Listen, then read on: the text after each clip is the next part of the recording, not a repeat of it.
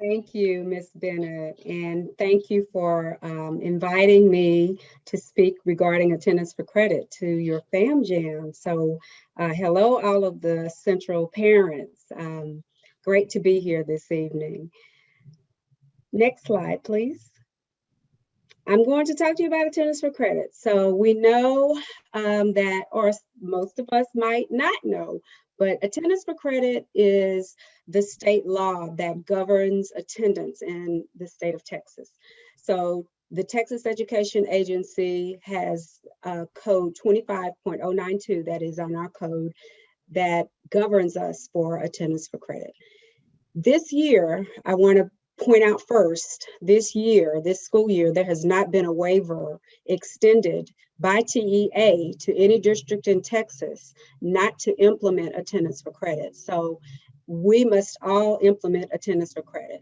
It is the law that says that every student in grades kindergarten through 12 cannot be given credit if they are absent more than 10% of the time they are enrolled in the class. So they must be in attendance for at least 90% of the days that the student is enrolled in that class.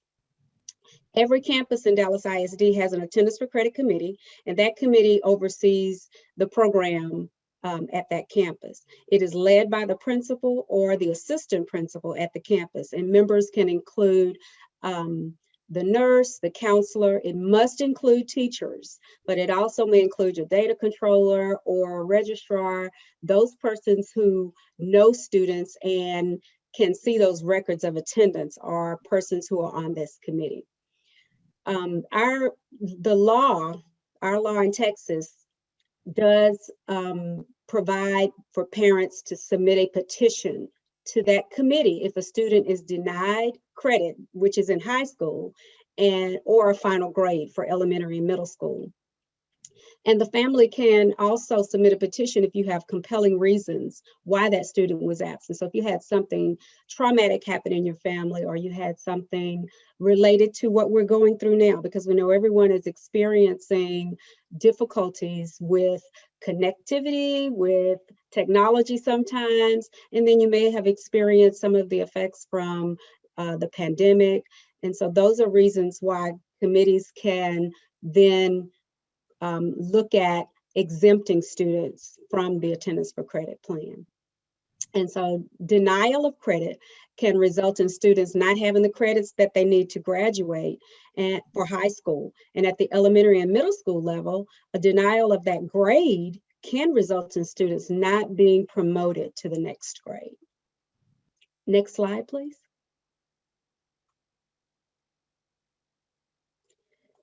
In our district, you can find all things attendance for credit located in our policy for Dallas ISD.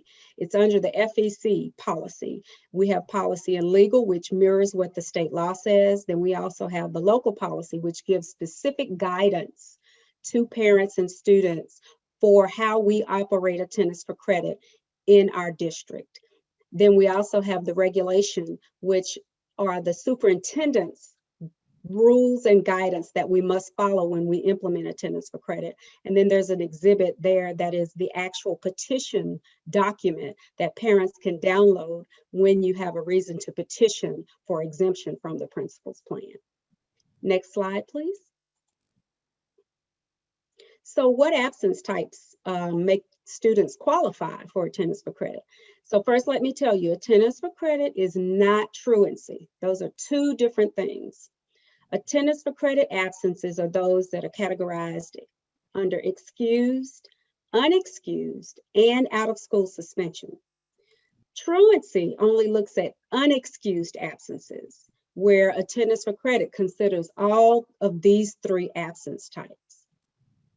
So the number of absences that students have must not go over the threshold. So that's what those numbers that you see there for each level. And it's divided by campus level. So high school students are eligible after 5 absences in any class. Middle school students are eligible if they have more than 18 absences for their year-long courses, or more than 8 absences for their semester courses. And then our elementary students are eligible if they have more than 18 absences for the entire school year. So when students incur these absences or have this many absences on their record, the Campus Attendance for Credit Committee looks at those number of absences. And then our policy dictates that they must also look at whether a student has a passing grade to determine if they're eligible for attendance for credit. Next slide, please. So how do we notify you? So parents are notified at 2 critical points in our system. The first notification is a warning letter, and that occurs when the student has reached the 5% absence level. So about half of those threshold numbers. The warning letter is designed to let parents know that the student has reached that 5% level and attention should be paid to their attendance. The campus will conduct a phone conference with parents when students reach this absence level. At the district level, we also provide this letter via our website, and campuses have information to help guide parents to that part of the website where letters can be downloaded.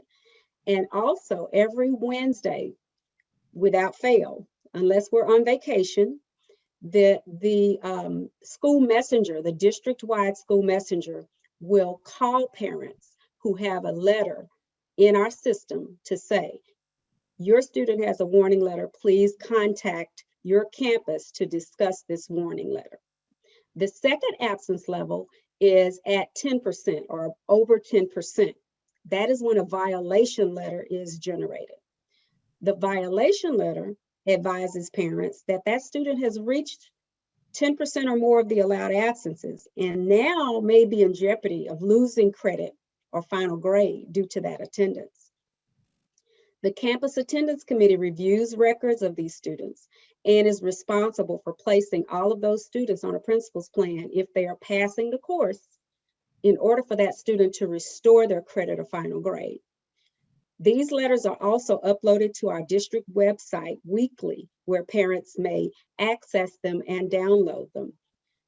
Parents who have a violation letter, or students who have a violation letter, those parents will also receive a call every Wednesday that says your student has a violation letter. Please either go to the website or contact your campus for guidance on where to find that letter. Next slide, please. So I have a little graphic here, and I don't know if it's large enough for you to see, but we do have instructions that have been shared with campuses and tell parents how to reach that, how to find that letter. And so this school year is a new process. The letters in previous school years, the letters were sent to parents. The violation letters were mailed. The warning letters were provided from the campus to the parent. But because of COVID, we decided to go virtual with our letters. So now they're available, like I said, through our Dallas ISD website, under the parent-student section of our website. So the link provided on this slide is the link to the instructions for reaching the site. So I'm hoping that someone can grab that link and provide it for you in the chat so that we can have that link available to you. But it gives you the instructions. So if a student has a letter that's available, it is available for viewing and for download. Access to that letter is available only to parents who have specific student information. You must have your student ID and your parent portal access number. So a little plug for parent portal, please sign up for parent portal if you haven't done that already.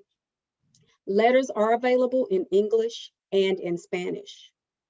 And as I mentioned before, when you have a letter on this platform, you also receive a phone call every Wednesday advising you that you either have a warning letter or a violation letter.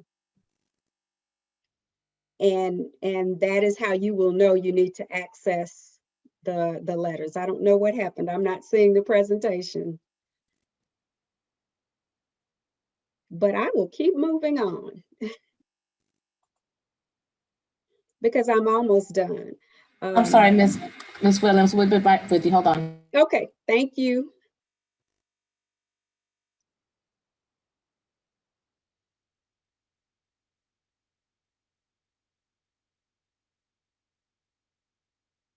I do want to mention while we're waiting that attendance committees at the campuses are taking all issues that families are facing into consideration. So we, as a district, are very sensitive to what our families are experiencing, especially with COVID, with social unrest, with political unrest, with the storm we all just experienced. And so if you have issues that your family is facing and you know that your child has been absent, or you haven't been able to log in, or your technology hasn't worked, or you've had something happen that it has been traumatic for your family, please, please, please speak to your teacher, speak to the counselor, the assistant principal, speak to someone at your campus to let them know.